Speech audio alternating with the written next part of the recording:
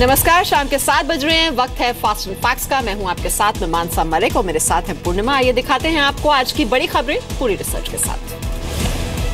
Note ban के ऐलान के वक्त सरकार ने साफ साफ कहा था कि जिन लोगों के पास पुराने नोट हैं वो 30 दिसंबर तक बैंक में उन नोटों को जमा करा सकते हैं। कई मौकों पर ये बयान भी सरकार की तरफ से सामने आए कि पैसा जमा कराने के लिए 50 दिन का लंबा वक्त है, तो परेशान होने की जरूरत नहीं है। लेकिन अब इसे लेकर बहस शुरू हो गई।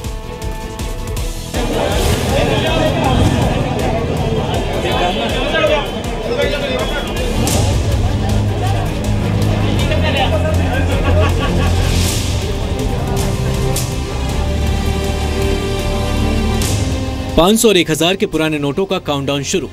सब कोई पहले 2-4 दिन में ही आ जाए, इसकी कोई आवश्यकता नहीं। मेरी केवल इतनी अपील है। पुराने नोट जमा कराने की सीमा 30 दिसंबर, तो पूछताछ क्यों? बार बार नियम बदलने पर वित्त मंत्री की सफाई। बैंकों में पुराने नोट जमा करने को लेकर रिजर्व बैंक ने नई गाइडलाइंस जारी की थी। 5000 से ज्यादा रकम एक ही बार जमा की जा सकती है। उससे भी बैंक के कर्मचारी पूछताछ करेंगे और संतुष्ट होने पर ही रकम को खाते में क्रेडिट किया जाएगा। इस नियम के सामने आने के बाद कई सवाल खड़े होने शुरू हो गए थे। इस पर आज अरुण जेटली ने सफाई दी।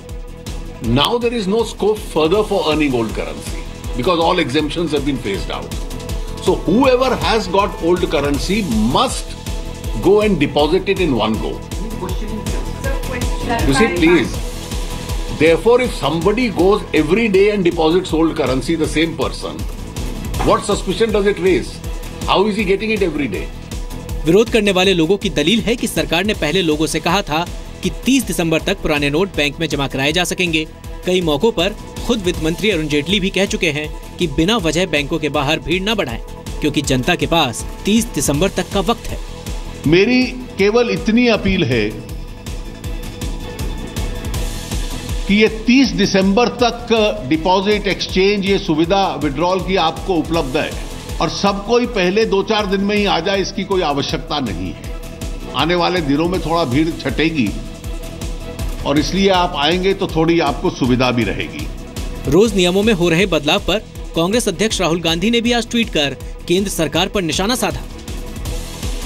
राहुल ने लिखा, आरबीआई उसी तरीके से नियम बदल रही है जिस तरीके से मोदी जी कपड़े बदलते हैं।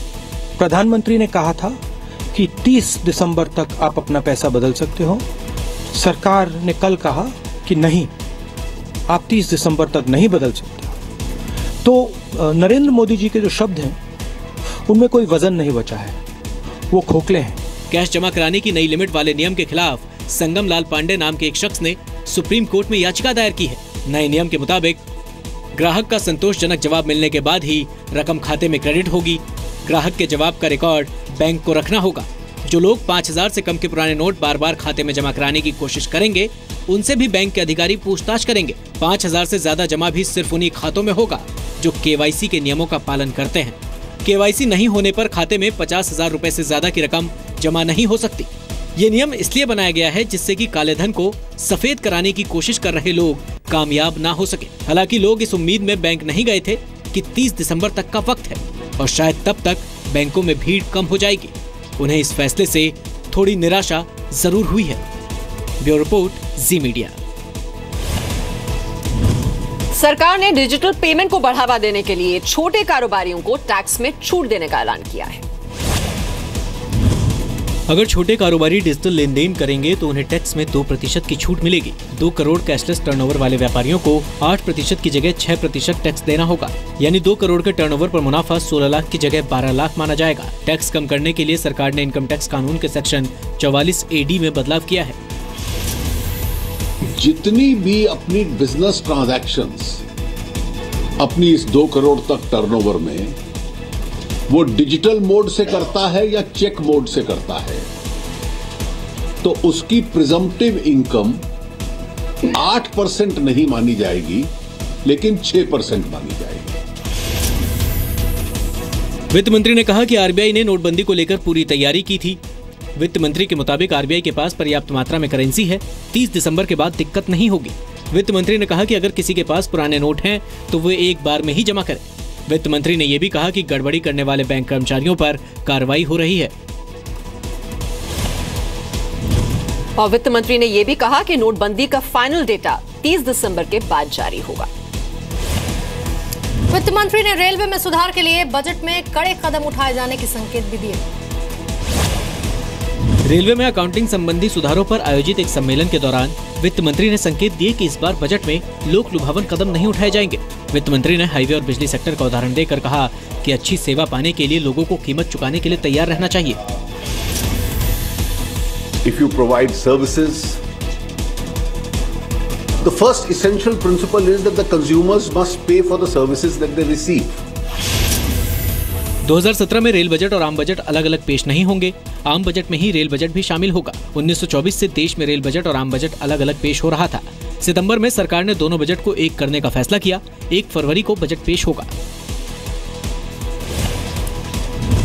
आपको ये भी जानना चाहिए कि फिलहाल यात्रियों पर रेलवे का जितना खर्च होता है उसका 57% ही उसे मिलता है, यानी कि 100 रुपए खर्च करने पर 57 रुपए ही मिलते हैं।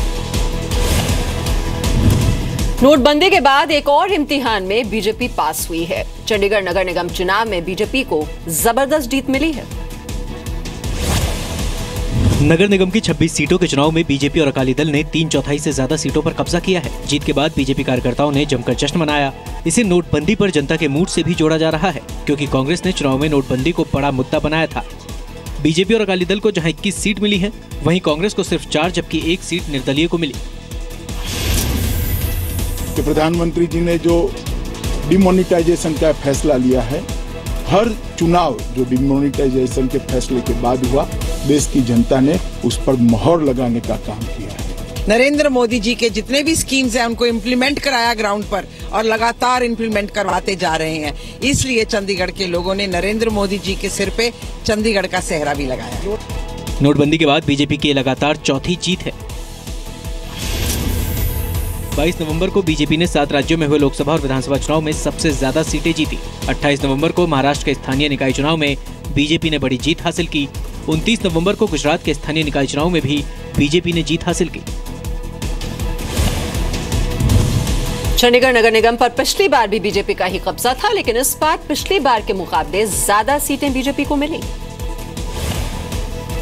भारत ने चेन्नई टेस्ट जीतने के साथ ही इंग्लैंड से सीरीज 4-0 से जीतकर इतिहास रच दिया है। त्रिपुरा विधानसभा में अजीब हालात पैदा हो गए। तृणमूल कांग्रेस के विधायक सुदीप रॉय बर्मन स्पीकर का रूल लेकर भाग गए।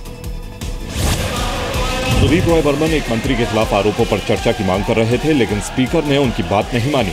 विरोध करते हुए सुदीप रॉय बर्मन स्पीकर की चेयर के करीब आ गए और मौका देखते ही स्पीकर का रूल लेकर भाग गए। मार्शल्स ने उन्हें पकड़ने की कोशिश की, लेकिन वो भाग निकले। हालांकि बाद में उन्होंने विधानसभा के कर्मचारियों को रूल सौंप दिया। Speaker trying to justify injustice in the floor of the house is a disgrace to this maze, and that's the reason I ran away with it. And of course, I handed over within few seconds after that. I handed over to the watch and ward of the assembly. Tripura के one और ग्रामीण विकास मंत्री नरेश जमातिया पर sex scandal में शामिल होने का आरोप है। इस मामले पर विधायक सुदीप रॉय बर्मन चर्चा कराने की मांग कर रहे थे, लेकिन स्पीकर ने चर्चा से मना कर दिया। चर्चा की मांग को लेकर शून्यकाल में कांग्रेस और टीएमसी विधायकों ने सदन में हंगामा किया। वैसे त्रिपुरा विधानसभा में इस तरह की हरकत पहली बार नहीं हुई है। इससे पहले भी 5 बार त्रिपुरा विधानसभा के अध्यक्ष को अपने आधिकारिक चिन्हों को गंवाना पड़ा। पश्चिम बंगाल के धूलागढ़ में सांप्रदायिक हिंसा को लेकर बीजेपी ने आज पश्चिम बंगाल सरकार और अवार्ड वापस करने वालों पर निशाना साधा। बीजेपी ने धूलागढ़ सांप्रदायिक हिंसा को लेकर जी न्यूज की खबर की क्लिप दिखाई। अवार्ड वापसी करने वालों पर निशाना साधा। साथ ही इस खबर को नहीं दिखाने को लेकर दूसरे मीडिया ग्रुप पर सवाल उठाए। वो अवार्ड वापसी के का जो ब्रिगेड के जो मसीहा हैं, जो चैंपियंस हैं, उन्होंने भी ये वीडियो जरूर देखा होगा। सोशल मीडिया में बहुत चलता है। Where are they? आप चुप क्यों हो? वर्नाकुलर मीडिया ये चीज दिखाती नहीं है बंगाल के अंदर। वो कहती है दादरी दिखा देंगे हम, गुजरात दिखा देंगे हम, क्योंकि कम्युनल में अगर हम बंगाल में ऐसा होता तो हम नहीं दिखाएंगे। बीजेपी ने धूलागढ़ हिंसा को लेकर एक संसदीय दल पश्चिम बंगाल भेजने का फैसला लिया है। कोलकाता से करीब 30 किलोमीटर दूर धूलागढ़ में 3 दिनों तक सांप्रदायिक हिंसा हुई। 13 दिसंबर को मिलादुल नबी पर जुलूस के दौरान हिंसा शुरू हुई। जुलूस में मौजूद कुछ लोगों ने बिना किसी भड़कावे के बम फेंकना शुरू कर दिया। दंगाइयों ने चुन चुन कर खास समुदाय के घरों को निशाना बनाया। पुलिस पर कार्रवाई नहीं करने का आरोप लगा। पुलिस ने कार्रवाई के नाम पर दूलागढ़ में सिर्फ धारा 144 लगाई। यूपी के बाहुबली नेता और कानपुर कैंट से समाजवादी पार्टी उम्मीदवार अतीक अहमद की मुश्किलें बढ़ गई। इलाहाबाद की एग्रीकल्चर यूनिवर्सिटी में ये मारपीट अतीक अहमद की मुश्किल बढ़ा सकती है। एसएसपी ने अतीक अहमद का आर्म्स लाइसेंस रद्द करने की सिफारिश टीएम से की है। इसके अलावा अतीक अहमद के खिलाफ कार्रवाई में ढिलाई के लिए 2 सब इंस्पेक्टर को सस्पेंड कर दिया गया है। इलाके के सर्किल अफसर को भी हटा दिया गया है। सांसद जी के जो असलहे हैं वो थाना खुलाबाद से निरस्तीकरण के लिए रिपोर्ट भेजी गई है और उनके जमा कराने की भी कार्रवाई चल रही है। आरोप है कि अतीक अहमद ने 14 दिसंबर को अपने समर्थकों के साथ मिलकर शेयर्स इंस्टीट्यूट में मारपीट की। आरोप है कि अतीक अहमद शेयर्स इंस्टीट्यूट से निकाले गए एक छात्र की पैरवी के लिए पहुंचे थे। पुलिस ने 15 दिसंबर को अतीक अहमद और उनके करीब 60 समर्थक के खिलाफ डकैती और लूट का मामला दर्ज किया। अतीक खुद को निर्दोष बता रहे हैं। उनका कहना है कि वो शियाइट में मौजूद थे, लेकिन उन्होंने या उनके समर्थकों ने मारपीट नहीं की। फास्ट एंड फैक्ट्स में आज के लिए फिलहाल इतना ही।